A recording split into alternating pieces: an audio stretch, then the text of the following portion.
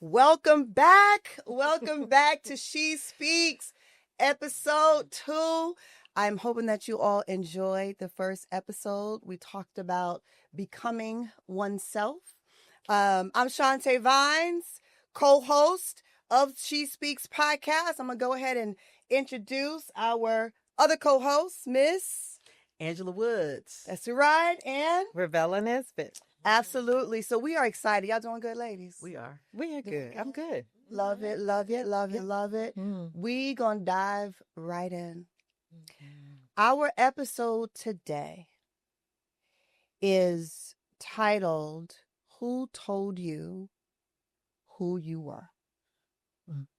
Okay, very broad. I want y'all listeners to think about that. Who told you who you were? Who wants to get started? They looked at me. You know? I love it. I love that's so funny. Oh my gosh. She's so profound, y'all. Yes. Like, You know, like y'all. really bring. Y'all. She bring it. She brings Yes, it. She this brings is a huge. It's a topic. Yes.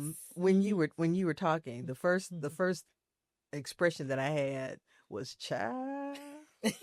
Who told me who I was? I think as I think back, it was definitely my parents.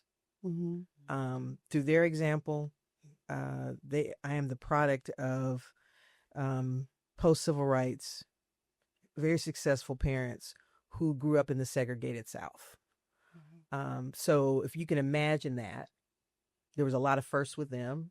So then there was a lot of firsts with me. So I was the child that did the first things.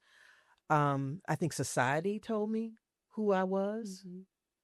I think my relationships with other Black women in the workplace told me who I was and who I wasn't. And I think this space, as I'm going through the different seasons of my life, I'm now experiencing who am I, right? And I should be telling myself who I am. So I've gone the gamut of being told to now really doing that for myself. I love that. Love that. Yeah. Who told you, Miss Ravella? Who told me? So I agree with all the things that Angela said, and my parents and the women in my life, the men in my life, the community in which I grew up in, and that excuse me, that I'm still in. And I'm going to also add the church. I grew up in a time in which I was extremely involved in the church. I attended in that time, in that era, my dad's church, my mom's church, one first and third, the other second and fourth, for those who know what I'm talking about. You can relate to that. And I was actually a musician in the church. I don't think I've ever shared that with you all. Okay. So I played the piano, and we were very active in both churches. At the time, I'm going to really date myself. For those who from the country, there were sister churches, for those who know that terminology. So that meant those churches were very much connected and did a lot of things together. And so I was a musician, and it was where I learned how to do public speaking, from the Easter speech to emceeing programs to doing the prayer and the scriptures and all the things in between. It was a learning ground for me to be able to perfect as best I can all of those different things. But it was also a teaching ground in that there were areas at that time that also said, okay, these are things you cannot do. Right. These are things you should not do. And so it was really profound. I also remember that was my first time being like introduced to the NAACP, because we were members of the NAACP in the church. Yeah. So church for me was extremely foundational and really helped grow me to who I am. And I don't know that we get those experiences now in the same way for the generations that have come after me. For sure, for sure. You know what? It's amazing that this is how I know that this is just a real, true, purposeful connection.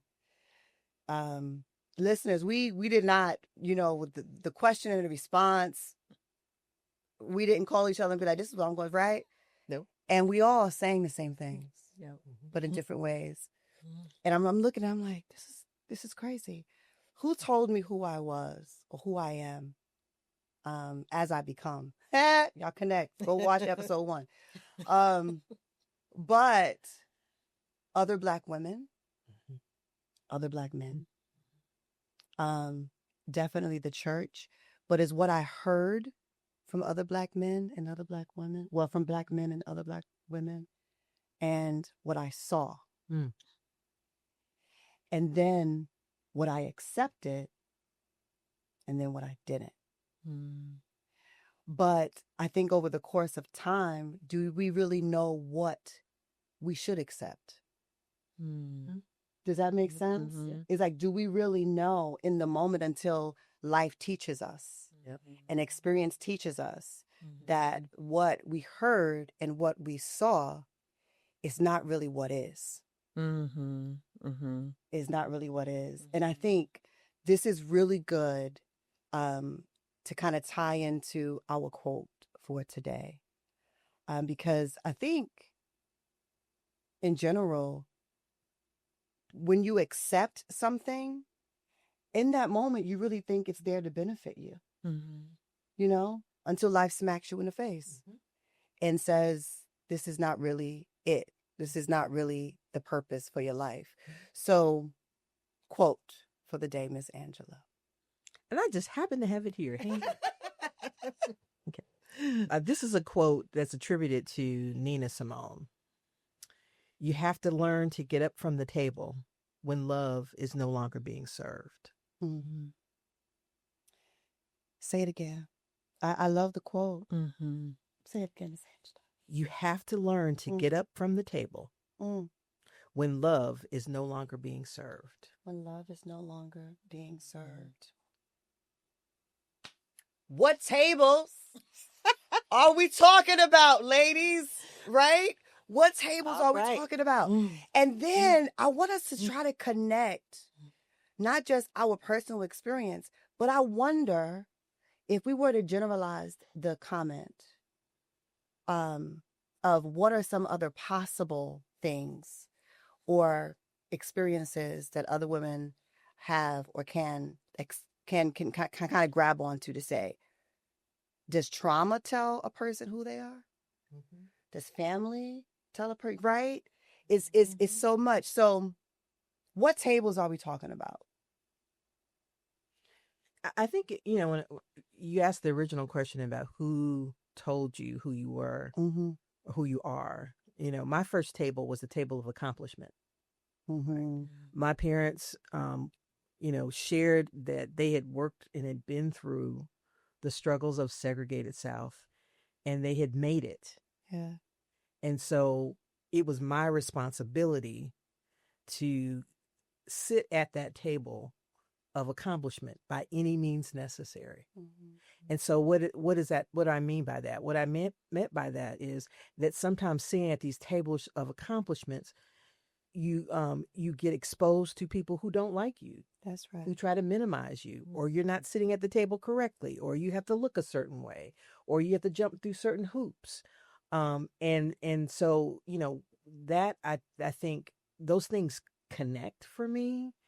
And I think this whole aspect of becoming is your definition of your table of accomplishment. What does that mean to you now, as opposed to what it meant to me at age 30 are two totally different things. Yeah. What I believed about myself in terms of accomplishments of how I looked, how I presented, what was I supposed to say, is very, very different than where I am now. And I think hopefully through our conversations and experience sharing, that's important. And, thinking about the people that told you, I've been fortunate to have a lot of mentors, both women and men. But I came up in a time where the mentorship was hazing. I'll just be honest. Mm-hmm. You had to prove yourself to get to the table, to get the wisdoms and nuggets of knowledge, to be at that table of accomplishment. And one of the things I determined once I quote unquote got there is that if I got the opportunity, I would do it differently. Wow. Wow. Yeah. I would do it differently. Yeah. Yeah. Yeah. With tables. Ooh, that's a hard one to follow. That was like, that was really good. That was really profound. So when one of the things I think about with the table is relationships and who it is that we are surrounding ourselves by.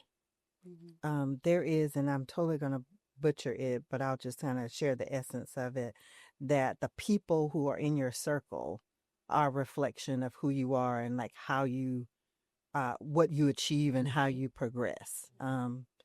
And I think we have to be very much aware of, what relationships we're engaging in and how we're engaging in those relationships. And if those relationships are, I don't want to say the word beneficial, because we don't engage in relationships to see what we can get out of them. But that there are alignment. We use that word in the last episode quite a bit, but there's alignment in that, that there's synergy in those relationships, because that the people who we surround ourselves with are the ones who are going to be there to support us, be there to cheer us on, be there for us to, cry on their shoulders and vice versa. There need to be reciprocal kinds of relationships, not one for one, but reciprocal in the nature of, I'm going to show up for you in the way that you need me to show up for you. And that will be reciprocated, in a way. So many times we're in relationships that are killing us. And so do you continue to sit at that table of a relationship that is killing the inside of you, that is misfiring and misaligning you and pushing you in the opposite direction of your purpose and your destiny? Yeah, this is good. This is good, man. Right. When I think about tables, and I look at so much from a mentor perspective, and as a social worker, I mentor advocates, those that are in the community, and not and being a part of a community. Sometimes the community is not wanted or respected.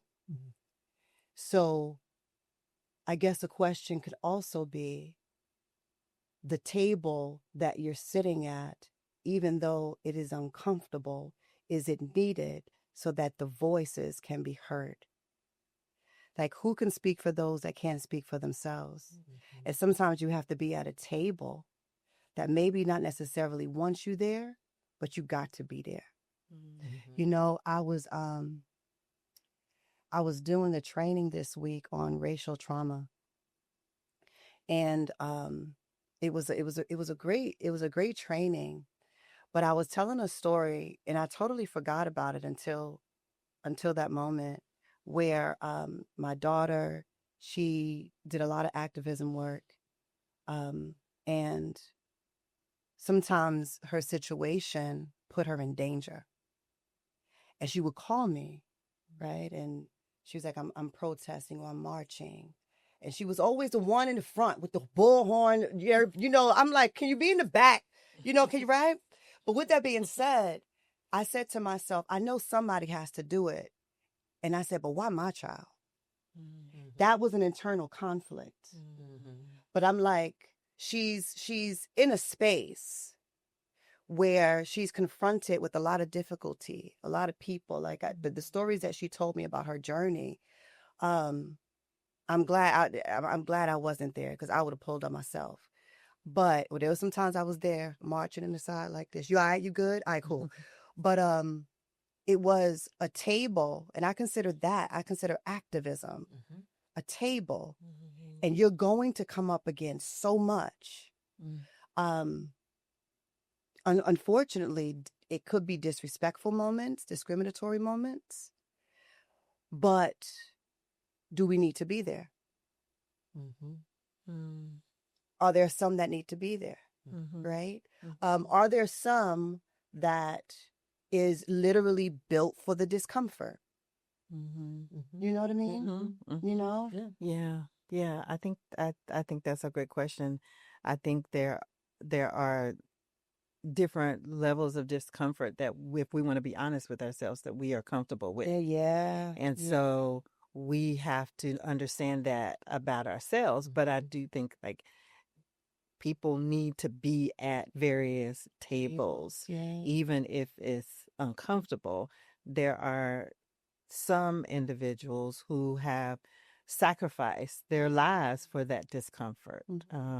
Martin Luther King, Continue. Malcolm He X, continues to. and continue to sacrifice themselves for that level of discomfort, whether it is their life or their career, or a job or a position, whatever it is.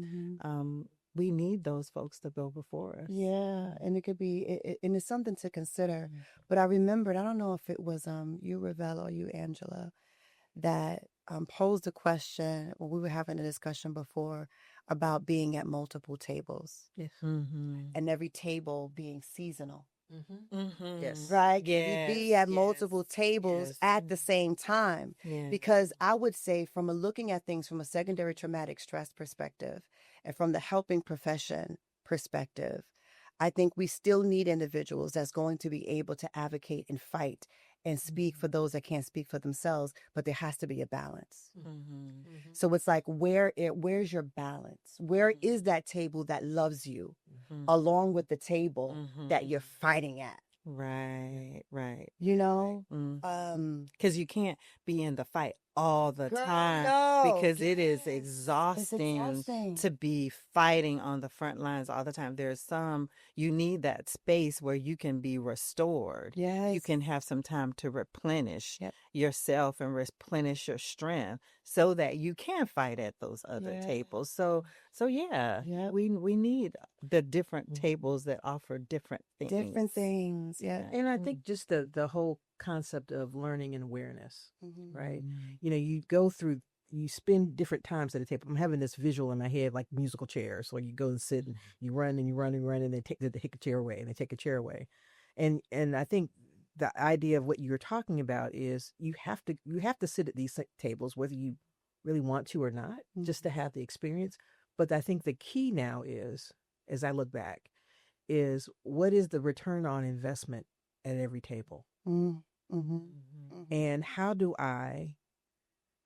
we as Black women know when to get up? There we go. That's good. That's good. And I'm when going to to clap on that. and when to change Yes. when love is not being served. Absolutely. And I When to think pivot. oftentimes we stay too long at these tables under the guise of education or access, and we're not listening to ourselves about it's time to go. Yeah. It's time to take that pivot. Sometimes we need people like you, and like us.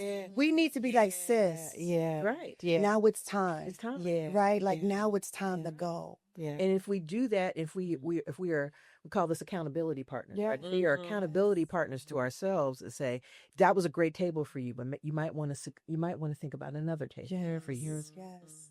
Then ultimately, you know, in the world, we could be at a table of acceptance, acceptance of ourselves, which takes a lot, but more importantly, acceptance of others. Yeah. Right? Absolutely. And in theory, that table should be where love is being served, right? Yeah. But that kind of that radical acceptance is what is the goal. You better go ahead with your therapist self. Right. It's in there. It's in there, Angela. Yes. I'm not a therapist. That's that DBT therapy. I only- Coach right there. Yeah. I only play one on a podcast. I love it. See? That radical acceptance. Absolutely. Sis, it's time to get up. Right. And I think sometimes we need, that was so powerful. I I think if we are not close enough with our community, and when I use the term community, community can be so many different things, but when we are not close to our community, when we don't trust those that surround us, when we are not sincere and how can I say it? Not just sincere, but if we don't feel love with those that's in our community, we will never know when it's time to get up.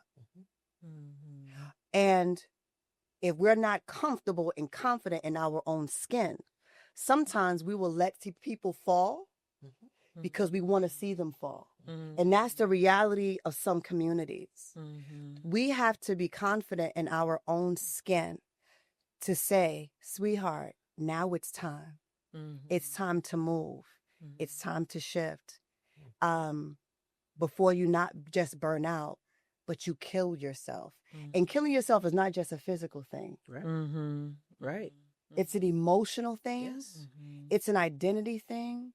You can shift your whole life in that regard. You know? Yeah. So this is so good. You want to add anything, Ravella?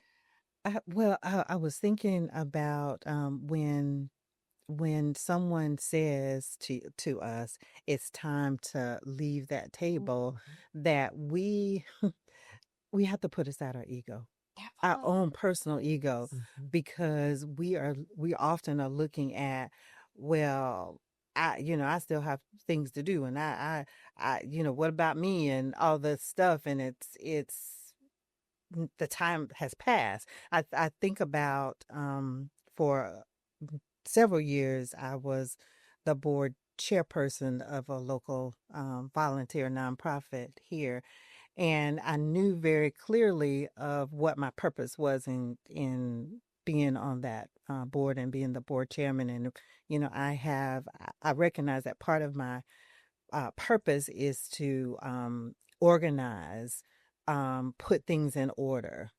I have a strong administrative gift, so I recognize that. And once things got to a place where it was beginning to run very smoothly, then it was time for me to step away. But there were parts of my ego that said, well, wow, that like these things are getting ready to happen. And if you step away, then somebody else is probably going to get the credit for doing those things. And, like you should just stay a little longer. While inside, I am like dying because I've overextended myself. I'm not balancing my time between volunteer and paid employment. And so literally my stress level increased, my blood pressure increased until I had to make the decision, girl, you need to step aside. It's time for someone else to step into that role. So I think we have to make sure that we are checking ourselves and checking 100%. our egos and not staying, even when someone says it, that we don't become so stubborn that we like stay longer than we should. Yes. Oh my goodness. That is so powerful, y'all. And it kind of really sums it up. It sums it up. It's the ego. And then I hope, what do you think is preventing that sincere connection of womanhood to where even in that situation, you had to be honest with yourself to say, it's time to get up. But I think sometimes, and we just experienced a situation where it's like some people are at a 10 and they just drop off the face of the earth. It's like, I can't deal no more. I want to assist women before they get to the burnout stage. Like, what's preventing that connection to where you can have someone say, sis, it's time to move. And we put so much on ourselves to have to do that, which sometimes we do. Am I making sense with my question? Yeah, it's in my view, it's a lack of personal power, a recognition of personal power. So I have this shirt that says Black women are superheroes, right? And depending on your perspective, people can take that offensively as a trope, that we are expected to be the mules of the things. We go running and we take care of everything. We do all the stuff. Or you can take it from the perspective of we've got magical superpowers, and then we do things no other people will do. Mm-hmm. I think the truth is somewhere in the middle, and I think what prevents us from stopping ourselves is that deep level of obligation and responsibility that someone told us we had to be. One of the things we talked about, power versus responsibility, and I think I shared with y'all before, I'd never felt powerful, but I have felt uber responsible. Yeah. And in that responsibility piece happens by virtue of where you're born, what your parents tell you. I'm the oldest child, I'm the oldest daughter. That's very different from being the oldest son. That's right. Right? That's right. I'm a Black woman, I've led organizations, and so, the other thing that people will let you do is do all the work.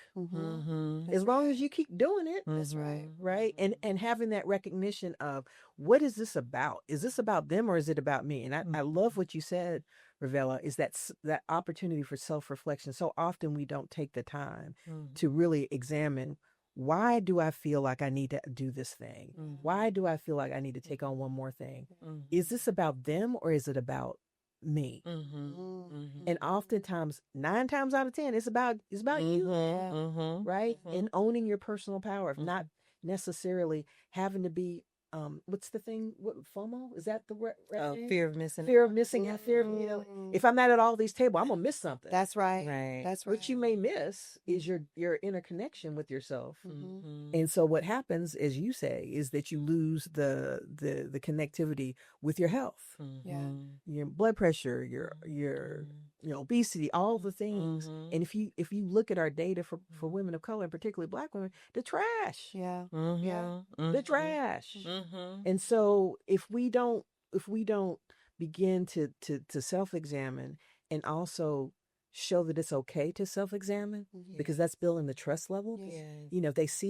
If they see you and they see that you're authentic and they see that you're willing to self-examine, then somebody else might be willing to do the same thing too. Right. And you just kind of build that chain. Right. Absolutely. Absolutely. I think, and this is to all of my supervisors out there from a clinical perspective, using reflective supervision, being able to assist individuals in seeing what you see, but having them reflect on it themselves, is what we're talking about. And it's important because you don't have to know it all. Right. That's true. You don't have to know it all. Yeah. You mentioned something about power and feeling powerful. When did you guys feel the most powerful in your life? You're looking this way, so I'll start. Right. The time that I felt the most, one of the times I felt the most powerful was actually a couple years ago, about 3-4 years ago, when I made the decision to become a full-time entrepreneur. It was scary, and I think being scared and being powerful, it's okay. You can feel both emotions at the same time.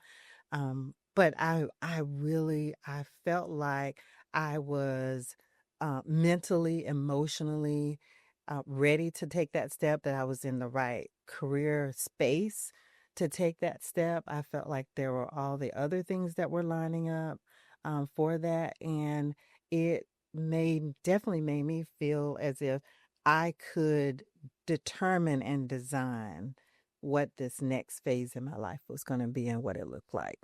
So that was definitely a powerful time for me. I love it. Most powerful. I haven't reached it yet.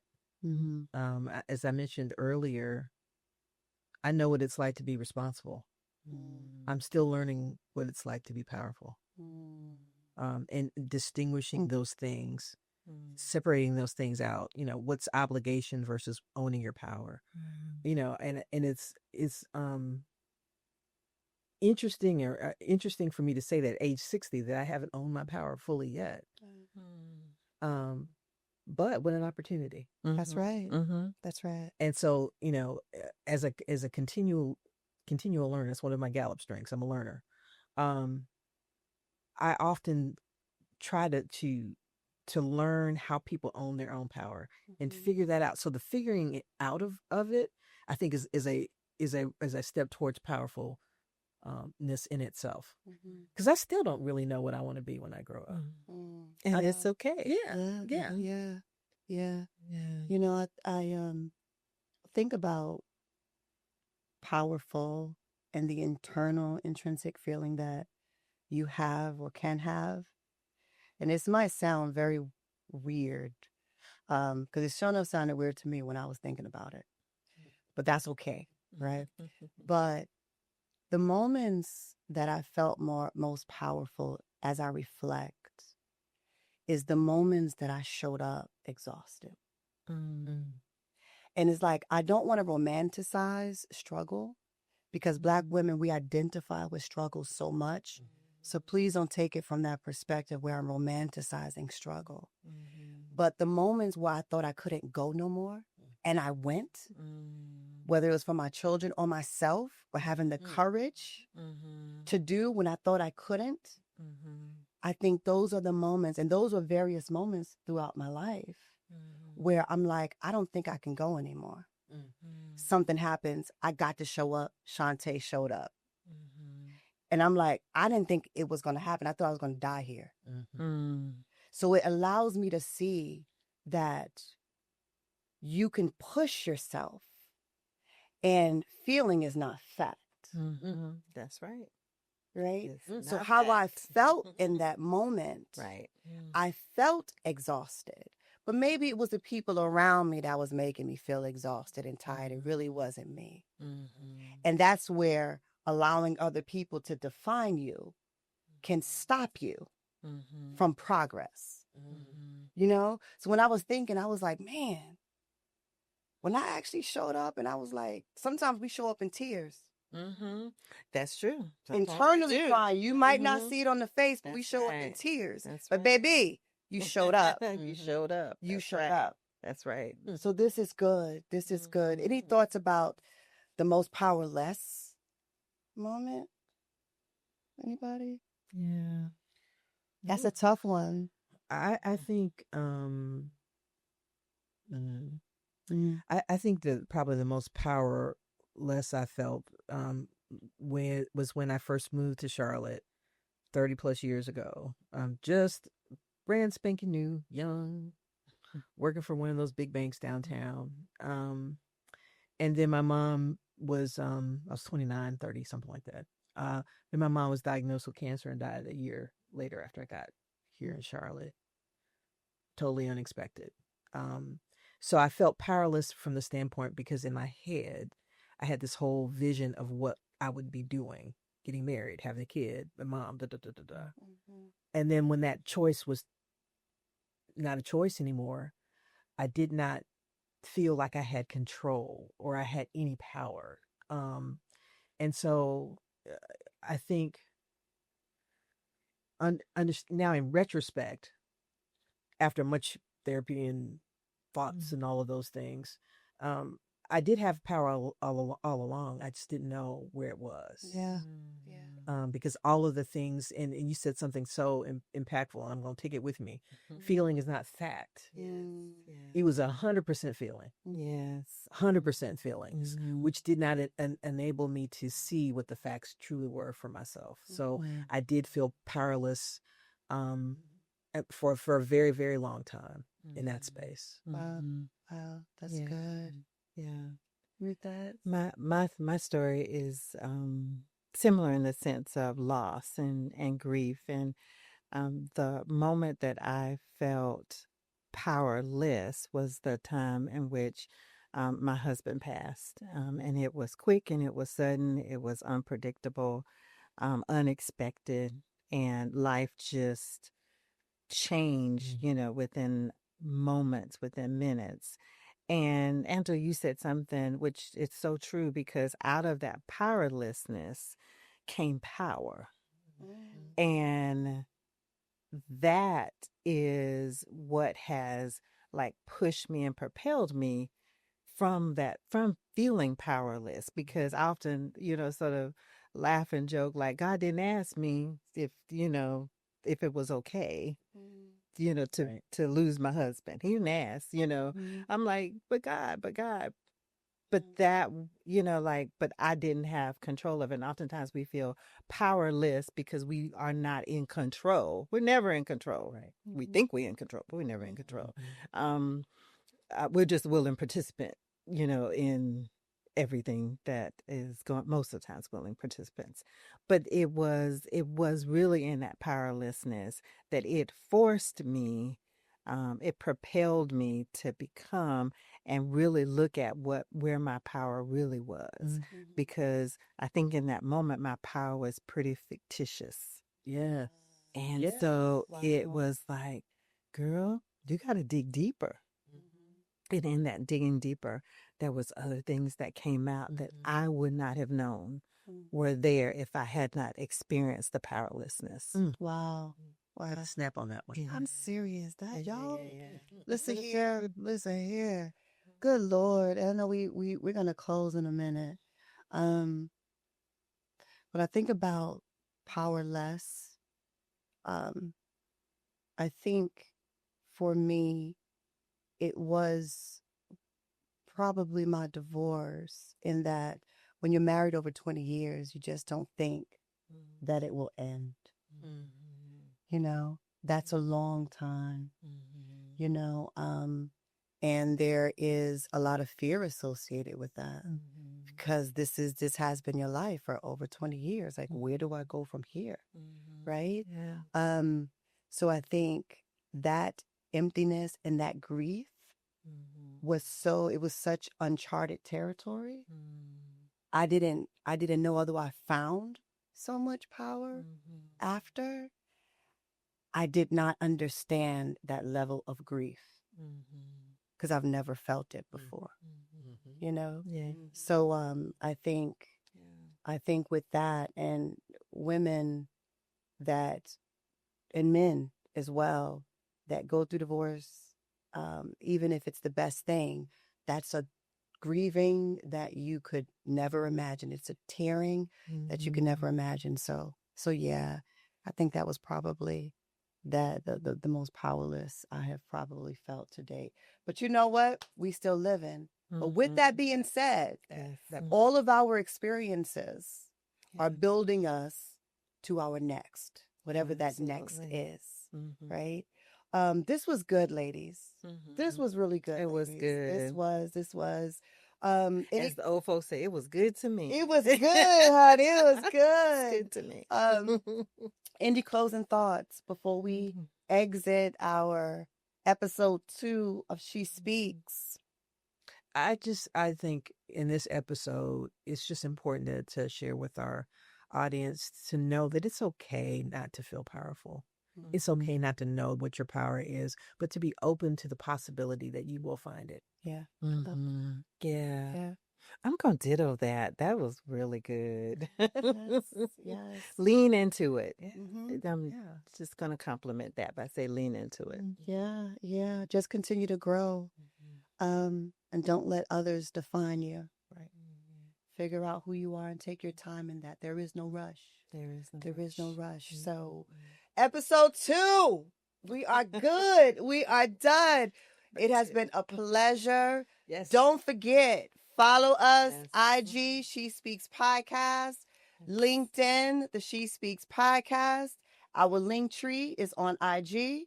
You'll have our YouTube page, our TikTok page, as well as, of course, our IG, because it is IG. So keep us connected, follow, subscribe, tell a friend to tell a friend to tell a friend. We will be back. It has been great.